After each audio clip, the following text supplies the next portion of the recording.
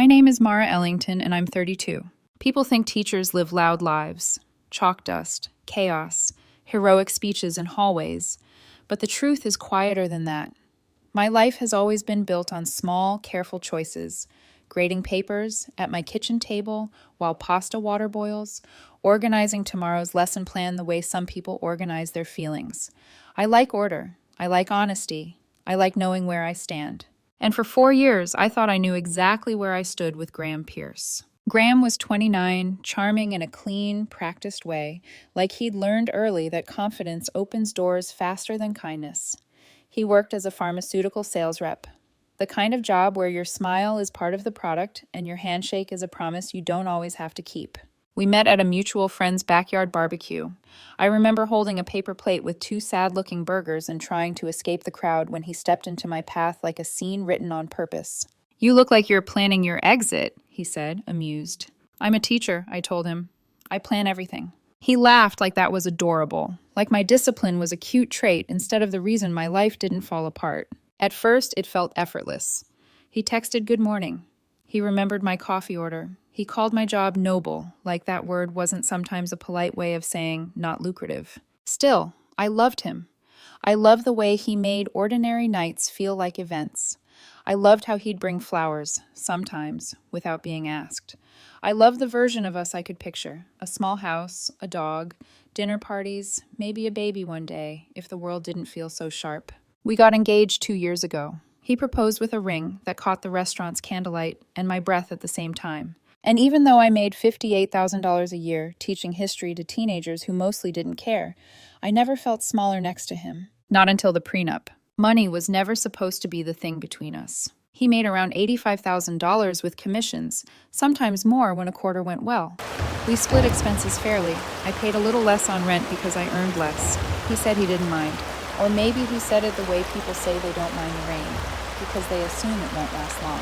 6 months before the wedding, we went out to dinner at a place he liked. Dim lighting, expensive plates, the kind of restaurant where the servers set your napkin like you're about to sign something. Looking back, that detail feels prophetic. Graham had been quiet all day. Not angry, not distracted, just distant. Like his thoughts were in a separate room and he'd locked the door. I tried to bring him back with small talk, students, wedding planning, the fact my mother couldn't decide between 2 dresses and was making it my problem. He smiled at the right moments, but his eyes kept drifting away. And when the entrees arrived, he didn't touch his. Finally, he set his fork down with a kind of calm that made my stomach tighten. "We need to talk about protecting our assets," he said. I blinked. "Protecting what?" "A prenup." He said it like he was ordering another drink, like it was obvious, responsible, mature. The word hung between us like smoke. I laughed once, not because it was funny, but because my brain needed a second to catch up with the insult hiding inside it. "A prenup," I repeated, slower this time. Graham nodded. "I think we should get one. I've worked hard for what I have, Mara. I need to make sure it's protected." I stared at him. In my head, I did the math I'd never said out loud. My savings at the time was embarrassing. $12,000 if I was being generous. A used car, a modest retirement account through teaching. Maybe $30,000 total if someone made me list everything. "What exactly are you protecting?" I asked carefully. His expression didn't change, but his voice sharpened, just slightly. "My earning potential, my career trajectory. I'm on track to make 6 figures in a few years." He paused, then added, you're a teacher." The way he said it made it sound like a limitation I'd chosen, like I'd shown up to life underdressed. "I'm a teacher," I echoed. "Yes." "It's noble," he said quickly, like he was tossing me a soft pillow after pushing me down the stairs. "But it's not lucrative." There it was. Not love, not partnership, just value. "So you want a prenup because you make more money," I said. He didn't flinch. "I want a prenup because I'm being smart. My financial advisor recommended it." His financial advisor. I swallowed. "Right, your financial advisor." Graham leaned forward like he was explaining something to a child. "This isn't personal." But it was personal, because it wasn't about money. Not really. It was about what he believed I was worth. "And if I don't sign it?" I asked. He put his fork down with a deliberate little click. "Then we need to seriously reconsider if we're compatible long term." His eyes held mine, steady. I can't be with someone who doesn't respect my financial security. I sat there and really looked at him, the man I was about to marry. The man who had told me, a year ago, that he loved how grounded I was, that I made him feel safe. Now he was basically telling me my love needed to come with a legal signature proving I couldn't touch what he thought he'd become. I should tell you something here, something I didn't tell him then. 3 weeks earlier, my Uncle Victor had died. Victor Ellington was the kind of man who made you feel like you mattered just by asking how your day went. He didn't have kids. He called me his favorite niece, even though I was his only niece. He came to my graduation. He sat through my first school play my students performed and clapped louder than anyone. He'd also built a medical device company and sold it years ago. When the call came that he was gone, it felt like a light in the world had quietly shut off. The will was still in probate. My lawyer had called me with preliminary numbers and a voice that changed halfway through the sentence. Mara, she'd said, this is substantial. Roughly $3.8 million after taxes and fees, she estimated, plus a house that would sell high. It didn't feel real. It didn't feel like money. It felt like grief in a different shape. I hadn't told anyone yet, not my mother, not my closest friends, not Graham, because I wanted to mourn without someone counting my tears like currency, and because some part of me, quiet, stubborn, protective, wanted to know who Graham loved when he thought I had nothing. So when he sat across from me at that dinner table and threatened our compatibility over a prenup, I felt something inside me settle. Not rage, clarity. I picked up my water glass, took a sip, put it down. Okay, I said. Graham blinked. Okay?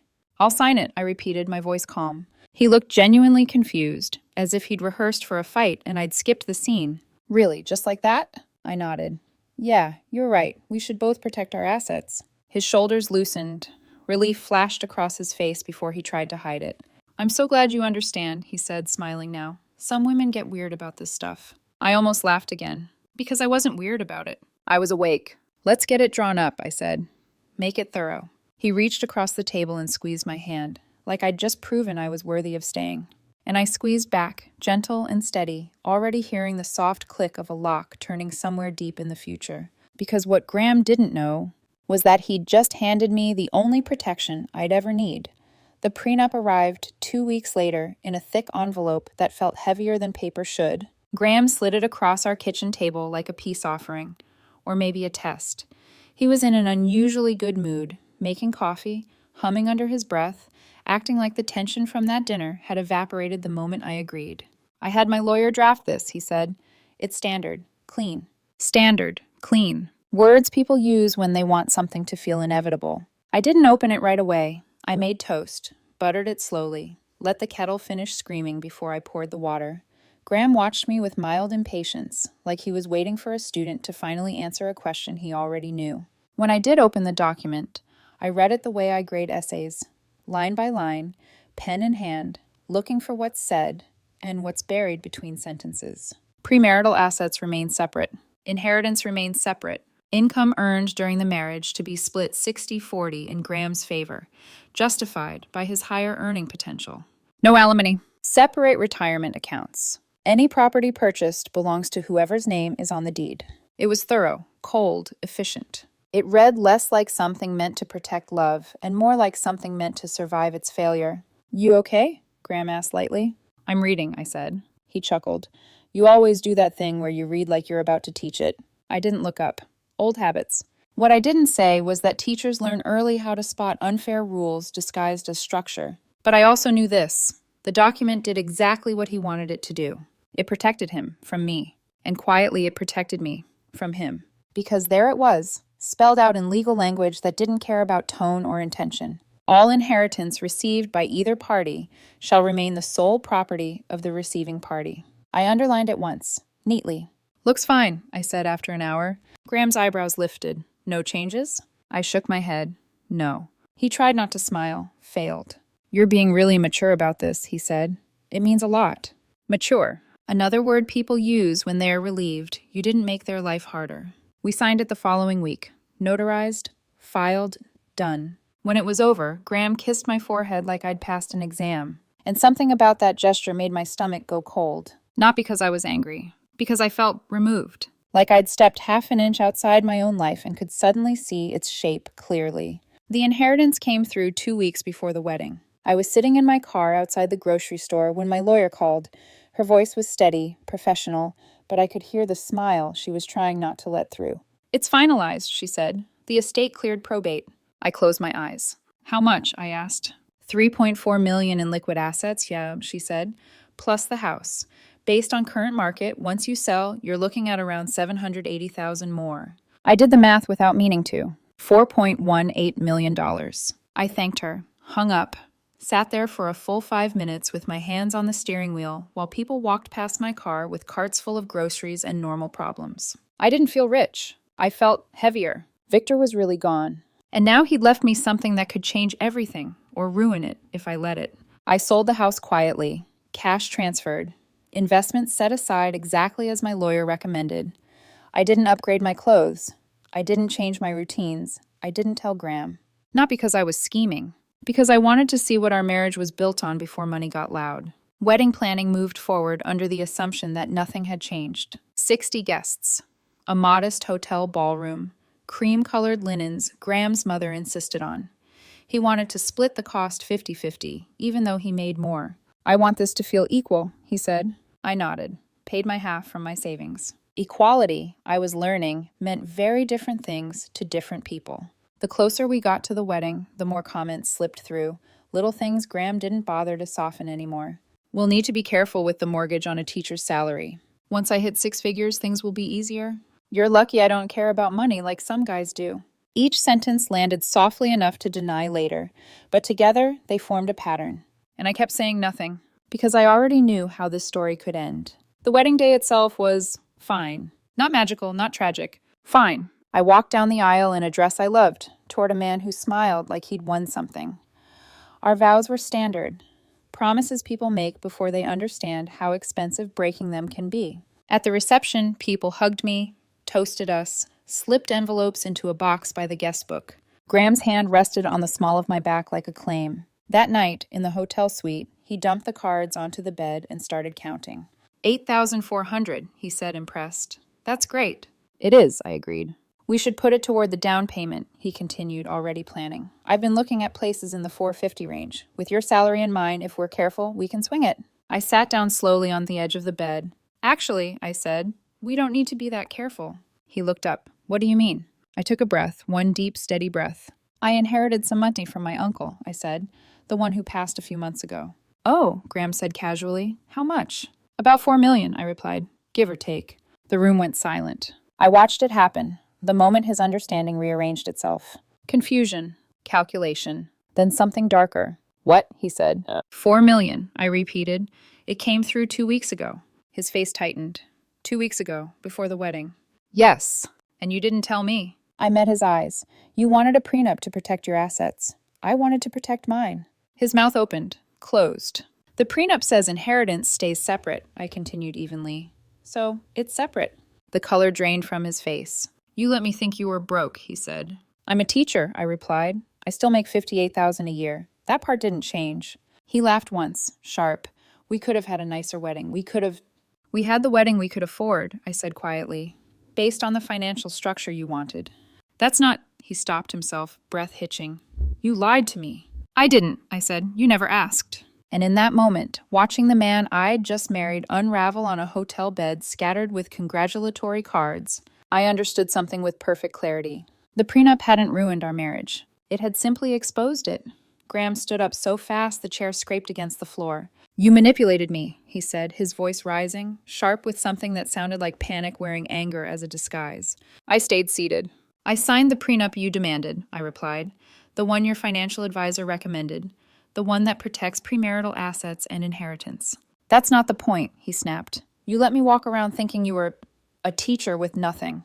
"I am a teacher," I said, "and I never said I had nothing. You assumed."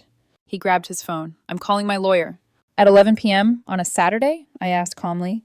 "Good luck." He tried anyway. Voicemail. He paced the room like a trapped animal, running his hands through his hair. This is insane," he said. "You set me up." "I didn't set you up," I said. "I respected the terms you set." He stopped pacing and looked at me like he was seeing me for the first time. "I can't believe you did this to me." "Did what?" I asked. "Follow a legal agreement you insisted on before marrying me?" He didn't answer. Instead, he reached into his bag and pulled out his copy of the prenup. For a second, I thought he was just holding it. Then he walked into the bathroom. I followed slowly. He stood over the sink, lighter in hand. I heard the click before I could stop myself from laughing, not out of humor, but disbelief. "Graham," I said, "that's not how this works." He ignored me, held the paper over the basin, and flicked the lighter again. The edges curled, blackened, fell away in soft ash. "There," he said, breath ragged. "It's gone." I watched the last corner burn. Then I pulled out my phone. "What are you doing?" he demanded. I dialed my lawyer and put her on speaker. "Mara," she answered cheerfully. "Congratulations on the wedding." "Thanks," I said. "Quick question. You still have the certified copy of the prenup, right?" "Of course," she replied. "Filed with the court. Why?" "My husband just burned his copy," I said. "Just wanted to confirm the legal one still exists." There was a pause, then laughter. "Oh," she said, amused. "Burning a copy doesn't invalidate it. The filed version is what matters. Tell him nice try, though." I hung up. Graham stared at me like I'd pulled the floor out from under him. "You planned this," he said. "I planned to protect my inheritance using the prenup you demanded," I said. "Yes." He grabbed his jacket and keys. "I'm leaving," he said. "Okay." He froze, turned. "That's it?" "You're an adult," I replied. "You can go if you want." He left in under 20 minutes, took an Uber back to our apartment. We were supposed to spend 3 nights in the hotel suite. He didn't make it through the first hour. 3 days later, his lawyer called mine. The argument was predictable. Concealment, fraud, material misrepresentation. My lawyer shut it down in less than 10 minutes. "Your client demanded the prenup," she said. "My client signed it. The prenup explicitly protects inheritance. Nothing was concealed. Your client simply didn't ask." When that failed, Graham's best friend called me. "You're unbelievable," she said without greeting. "He's devastated." "How could I not tell him about the money?" she continued. "He demanded a prenup to protect himself from my teacher salary," I said evenly. "I respected that." "That's vindictive." "That's legally sound." She hung up. That night, Graham texted, "We need to talk." I replied, "Okay, you can come home. You live here too." He showed up an hour later, calmer, softer, almost sweet. "I've been thinking," he said, sitting across from me at the kitchen table. "We can get past this." I waited. "We just need to be honest going forward," he continued. "No more secrets." "Agreed," I said. "So," he said carefully, "we should redo the prenup, now that everything's on the table." I stared at him. "The prenup is filed," I said. "We can't redo it." "We can amend it," he insisted. "Add an addendum." "Why would I do that?" I asked. "Because we're married," he said. "We're supposed to be a team." "You wanted rules that protected your higher income," I replied. "I respected those rules." That was before I knew about the inheritance. The inheritance the prenup specifically protects. His jaw tightened. "Fine," he said abruptly. "Then let's get divorced." "Okay," I said. He blinked. "What?" "Okay," I repeated. "I'll call my lawyer." "You're not even going to fight for us?" he demanded. "You just used divorce as leverage," I said. "That's not fighting. That's manipulation." "I didn't mean it." "Then don't say it." He left again. 5 days after the wedding, his mother called. "You need to do right by my son," she said sharply. "Nice to meet you too," I replied. "Don't be smart with me," she snapped. "He's telling everyone what you did." "What did I do?" "You tricked him into signing a prenup." "He demanded the prenup," I said. "I signed it." "You hid millions of dollars." "The prenup says inheritance stays separate," I replied. "Whether it's $100 or $4 million, it doesn't matter." "You're going to ruin his reputation." "How?" I asked. "By following a contract he insisted on?" There was silence. "People are going to think he married you for the wrong reasons," she said. I smiled, despite myself. "He demanded financial protection from a teacher," I said, then got upset when that teacher wasn't actually broke. She hung up. 7 days in, his lawyer filed for divorce. Fraud. Concealment. Duress. My lawyer called me immediately. "They're going scorched earth," she said, "but they don't have much." "Can they invalidate the prenup?" I asked. "Unlikely," she replied. "You disclosed your income honestly. The prenup addresses inheritance explicitly. They'd have to prove active deception." "So we're okay?" "We're solid," she said. "But it's going to be expensive." She was right. Week 3 of marriage, or divorce, depending on perspective, his legal strategy shifted. Paint me as manipulative. Calculate damages. File motions meant to intimidate. My lawyer responded with emails where Graham discussed protecting his income from my teacher salary, texts where he called my job not lucrative, notes from his own lawyer acknowledging the prenup's purpose. The preliminary hearing was set for week 4. In court, his lawyer stood and said, "Your Honor, my client was manipulated into signing an unconscionable prenup." The judge looked down at him. "The prenup your client demanded?" "Yes, but..." Was your client represented by counsel? Yes. Did your client read the agreement? Yes. Does the agreement explicitly address inheritance? Yes. The judge turned to Graham. You knew your wife might inherit something when her uncle passed, correct? Yes, Graham said quietly. And you agreed any inheritance would remain separate? Yes. The judge nodded. Then the prenup is valid. Motion denied. Proceed under prenup terms. Outside the courtroom, Graham stared at me like this still wasn't real. This is insane, he said. We've been married a month. You filed for divorce, I reminded him, over money. I just want what's fair. It was fair when you thought I was broke, I said. Now it's unfair because I'm not. His mother stepped forward. You're destroying his life, she said. He destroyed our marriage, I replied calmly. He wouldn't have married you if he knew, she blurted. I stopped, looked at her. Say that again. She went pale. That's what this was about, I said quietly. Not love, control. They walked away. And in that moment, standing on courthouse steps with my lawyer beside me, I felt lighter than I had in weeks, because the truth was finally out. By week 6, Graham's legal strategy had devolved into desperation dressed up as confidence. His lawyer filed a claim for emotional damages, $100,000, arguing that I had intentionally inflicted distress by concealing material facts. When my lawyer relayed it to me, she actually laughed before she caught herself. This won't go anywhere, she said. They're trying to make noise. She was right. The judge dismissed it in a single hearing. No discussion, no sympathy. Just a quiet reminder that hurt feelings don't override signed contracts. A week later, they tried something else. The wedding gifts. Graham claimed they should be split evenly. His lawyer argued that the gifts were for the marriage, not for individual families. My lawyer shrugged. Fine, she said. Let's split them by source. It turned out my family and friends had been more generous than anyone realized. When the accounting was done, Graham walked away with about $2,800. I received roughly $4,200. He was furious. By the time we reached the final divorce hearing, week 10, the fight had drained the color from him. The confidence that once filled rooms now looked brittle, like it might crack if someone asked the wrong question. The judge reviewed the file one last time. Marriage duration, he asked. 11 weeks, my lawyer replied. Prenuptial agreement valid? Yes, Your Honor. Any final arguments? Graham's lawyer stood. Your Honor, this prenup results in an unconscionable outcome. My client will leave this marriage with less than he entered it with. The judge raised an eyebrow. How is that possible? Legal fees, the lawyer said. Self-inflicted costs from frivolous motions don't override a valid prenup, the judge replied flatly. There was nothing left to say. Divorce granted under prenup terms, the judge concluded.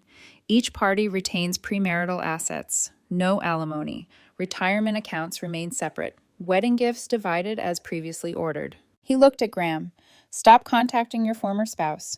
Any further attempts will result in a restraining order. Graham stood up abruptly. This isn't over, he said, voice shaking. The judge didn't look up. Yes, it is. 3 months later, my life looked almost exactly the same. That was the strangest part. I still taught history, still made $58,000 a year, still drove my old car, still packed my lunch most days, and graded papers on Sunday nights. The inheritance sat quietly where it belonged, invested, structured, protected. I set up a trust, bought a modest 3-bedroom house in a quiet neighborhood in cash, $340,000, no mortgage. It felt surreal the first night I slept there, like I'd skipped a step in adulthood, but the silence felt earned. Graham tried to reach me through mutual friends. I shut it down every time. His best friend texted once. He really regrets how things went. I'm sure, I replied, and blocked her. Through the grapevine, I learned Graham was dating his female financial advisor, the same one who had recommended the prenup so enthusiastically. Apparently, they started seeing each other about a month after the divorce finalized. That explained a lot. It didn't end well for him either. Her own marriage imploded not long after. Messy, public, expensive. I heard she took him for everything she could. Karma doesn't always arrive on time, but when it does, it's thorough. Some of Graham's friends started asking questions once the full story surfaced. Turns out, demanding a prenup to protect yourself from a broke teacher, and then exploding when that teacher isn't actually broke, doesn't play well socially. He lost a few friendships over it. Not my problem. As for me, I started a financial literacy program at my school. Nothing flashy, just practical lessons. Budgets, compound interest, contracts, assumptions. I told my students it wasn't about money. It was about power. I started dating again, slowly, carefully. I met someone at a teacher conference. He teaches math, makes around $62,000, doesn't care what I earn or don't earn. He doesn't know about the inheritance. Not yet. I'll tell him eventually, when I know he's with me, for me. Not for what he thinks I lack or what he hopes I'll provide. People still ask if I regret not telling Graham earlier, if I regret tricking him. I don't. He demanded a prenup based on the assumption I was broke. I signed it knowing I wasn't. He wanted protection from a poor teacher. He got protection from a rich one instead. That's not deception. That's irony. What I regret is proposing to someone who saw our relationship as a transaction, who respected me only when he thought I had less leverage than him. The $12,000 I spent on legal fees was worth every dollar to learn that lesson before kids, mortgages, and years made leaving harder. My Uncle Victor would have found the whole thing hilarious. He used to say, marry someone who'd be with you if you were broke. I did. Turns out that's not quite the same as marrying someone who respects you.